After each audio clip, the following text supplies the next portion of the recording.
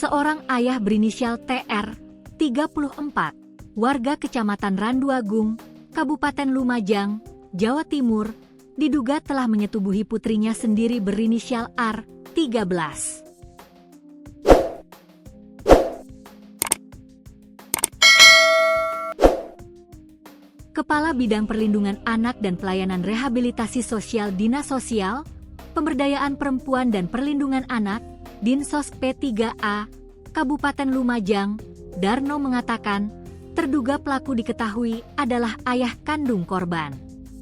Aksi tak senonoh itu bahkan sudah dilakukan hingga 10 kali oleh terduga pelaku sejak korban masih duduk di bangku sekolah dasar.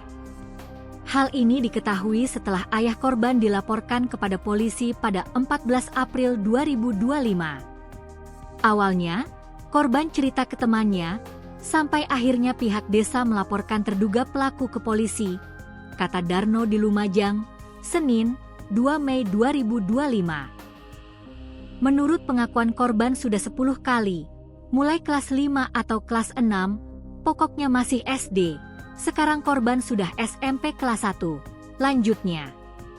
Nahasnya, kelakuan bejat ayah terhadap anak kandungnya ini dilakukan di rumahnya sendiri. Aksi ruda paksa ini selalu dilakukan terduga pelaku pada malam hari, meskipun saat itu di rumah juga ada ibu korban. Jadi ini pasti dilakukannya malam sekitar jam 1, ibunya ada di rumah, tapi sudah tidur, jelasnya.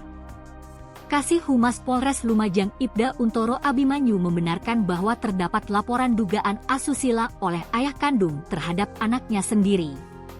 Namun, sampai saat ini polisi belum melakukan penahanan terhadap terduga pelaku. Laporan masuk tanggal 14 April, kami masih menjadwalkan untuk pemeriksaan pelapor dan korban, sementara terduga pelaku nanti menyusul setelahnya, saat ini statusnya masih saksi, jelas Untoro.